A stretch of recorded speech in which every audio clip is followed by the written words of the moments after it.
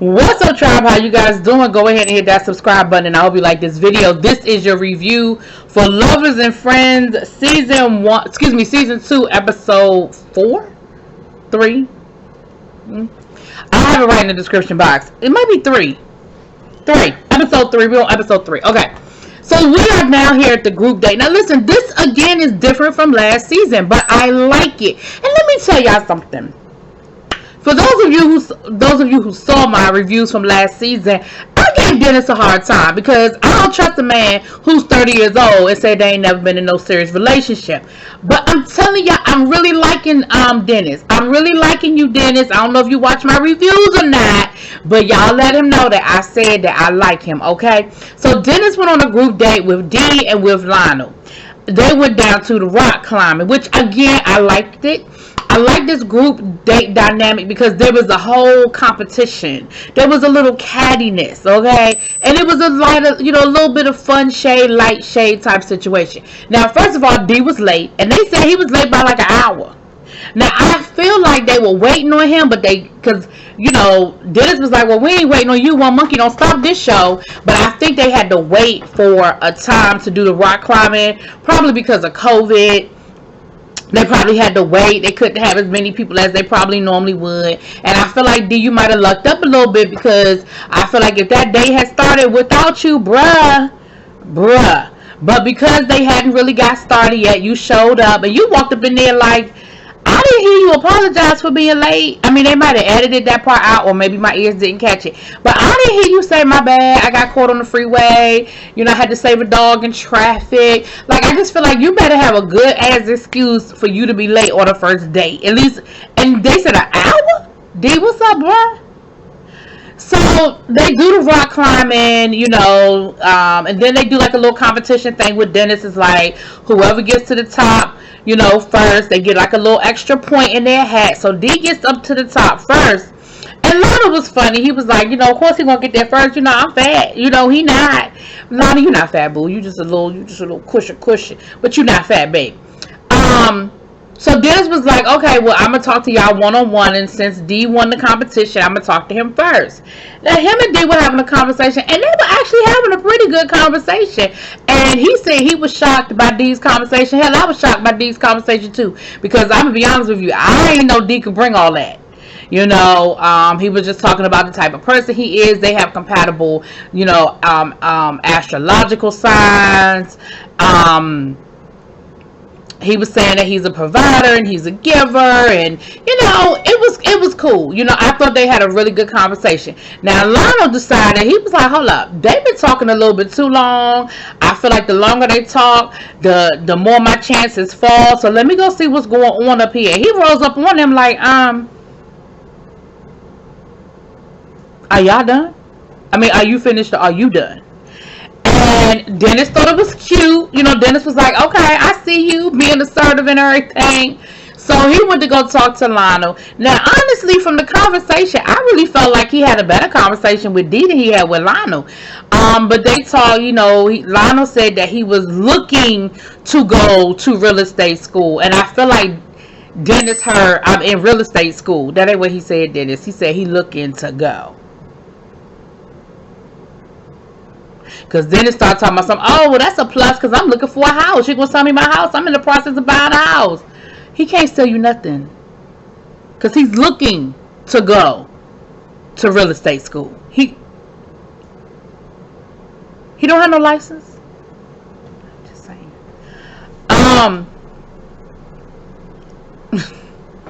I'm sorry. I like you don't line up, but I was just want to make sure we understand.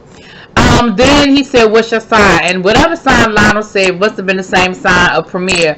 And that immediately gave him a little Lovers and Friends PTSD. And he was not here for it because, we know what my baby Premier did. Premier ghosted the fuck out of him. And I like you, Premier, but that was wrong. That was so wrong. Anyway, what else did they talk about? He's younger than him, which I think sort of appealed to Dennis a little bit. But they had a decent conversation. Like I said, I just thought that he had a better conversation with D. But they did have a decent conversation, and he asked them, both of them, he asked them, if somebody asks you about this day after the fact, what's 5 things that you will remember? He said, and it could be something that's not nice, like, be honest. And Lionel, the first thing out of Lionel mouth gonna say he's short.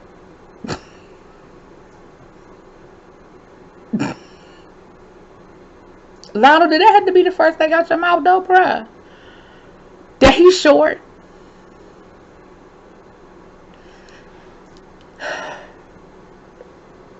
Excuse me. Anyway, now over to the other side of town, we had you know what? I've been calling him Lionel the whole time. His name Lonnie. The other bachelor name is Lionel, right? Ooh, y'all know I'll be fucking names up, but I think Dennis' second date name is Lonnie. Lonnie. Now Lionel was on the other side of town with his date with Kelvin and Mike. Now Mike is late too. Now Mike was only about 15 minutes late, and Mike showed up with flowers. He said, listen, I was leaving work, but I didn't want to come empty-handed, so I stopped to get you some flowers because that's what you're supposed to do. Now, I think that gave him like a whole lot of points, even though he was late, because Lionel was like, ain't nobody ever bought me flowers before. So that definitely was a nice little niche. Now, their date was they had a personal chef, and they were both going to make Lionel quiches, and basically they were going to have like a cook-off. I thought that was cute. I thought that was a really cute. Both dates were a cute idea, but I definitely thought that was a cute idea. But you know what I did think was cute? Hold on, y'all pause for a minute. I'm about to yell at Markel. Markel Logan. Yes, you Markel. Why somebody ain't changed the damn battery in that damn smoke detector? Why do we have to keep hearing that beep the whole fucking time they was cooking that quiche? Okay, so we're back. So, they're making the quiche, they're going through the steps, and Lionel was like, listen, I know they better be able to cook, because look, I can cook, but I ain't going to be the only man cooking in my relationship. My husband, significant other, whomever, he need to be able to cook too. So they put the quiche in the oven, and while they was waiting for the quiche to cook, now Kelvin was being real catty to Mike. I mean, he was being real catty to Mike, like round. And so he had his one-on-one conversation. Now, he was talking to Mike, and he said, well, he asked Mike, did you think, were you surprised that my friends picked you? And he was like, well, I don't know about being surprised, but I wish you had been the one to pick me. And he said, well, what did he ask him? Something about, well, why were you surprised, or what did you think? And he said, I really don't want to answer that question. I just want to, tell me what it, I guess it was something like, tell me what it was that, you want to know about. Somehow way he deflected. Now, I'm wondering why he said he didn't want to speak on it. Did you feel like you was going to say something not so nice about his friends, and he would be offended by that? Like, I want to know why you deflected on that question. Why you passed on that question, Mike. I'm not clear about that. I don't know. But they went on to talk about, just things in general, dating, and what do you like to do, that kind of stuff. It was a decent conversation. I feel like Mike was a little nervous. I could tell he was a little nervous. He told him, he said, listen, I felt like you were a little shy, because of the way you sort of worked the crowd. And, I waited to take my opportunity to come and talk to you, because I didn't want to, be all up in your face, because I could read your body language a little bit. And again, I think that got him some points. So Kelvin came through, y'all.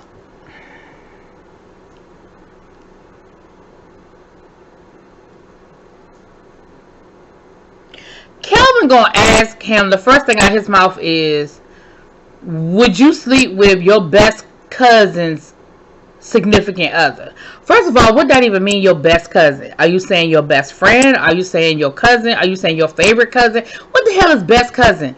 Then, what? Is that the first question you ask on a date? He said, well, I just want to know, because that happened to me. My ex did that, so I just want to know if he a raunchy kind of dude. First of all, that's not a question that most people would give you an honest answer on.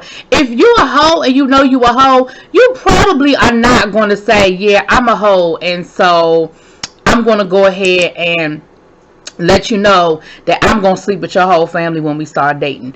I just feel like he ain't gonna answer that question honestly. Call me crazy.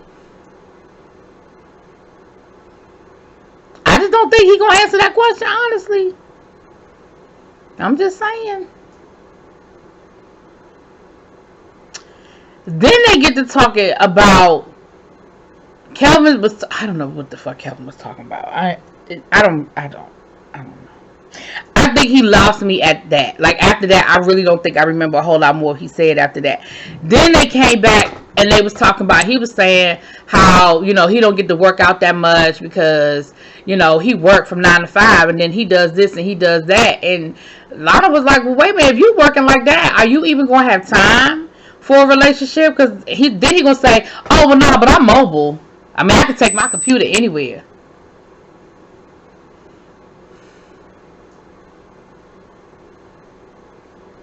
So the Keishas come out and Mike says, can I feed you? He's like, yeah, go ahead and feed me, And Mike feeds him and he was like, oh my goodness, this is actually good. I was actually shocked because I feel like can't nothing make Lionel happy. Like, I don't know what makes this man happy, okay? So I was actually shocked that he was here for the quiche. Like, I was really surprised that the quiche was a hit. Then he went to go taste Kelvin's. And he tried. I feel like he really tried. I mean, he was like, it's cheesy. But then he was like, ooh, but it's real strong. Well, come to find out, Kelvin had added a little too much sun-dried tomatoes. And it gave a very hard, acidic taste, And Mike was like, listen, I cook. So I knew he was putting too much of them tomatoes up in there. But listen, who am I to help? I said, I know that's right, Mike. You can't be giving tips to the enemy, okay? Especially not as catty as Kelvin was being. I mean, So it came time to figure out who was going to go on a one-on-one date. And they drug it out, and they was real dramatic about it. But at the end of the day, Dennis picked Lonnie, and Lionel picked Mike. Like I said, I was surprised. I thought Dennis was going to pick D. So that did kind of surprise me. Kelvin was no surprise, sir. You lost him at would you sleep with my cousin's husband. I think that's where you lost him. I mean, I know he had to play it up for the show, but I feel like that's where you lost him. Although he did say it was a very hard decision, and I feel like he even cried a little bit because he was like, I really, really just don't want to hurt anybody's feelings. And I understand that. This is on TV. You don't want to embarrass anybody, and you don't want anybody to feel bad walking away from the experience. Now, Kelvin said he was cool, but I feel like he wasn't. Just saying. Hope y'all don't run into each other no time soon. Anyway, that is Lovers and Friends. Y'all let me know what y'all think. Drop it in those comments. Peace.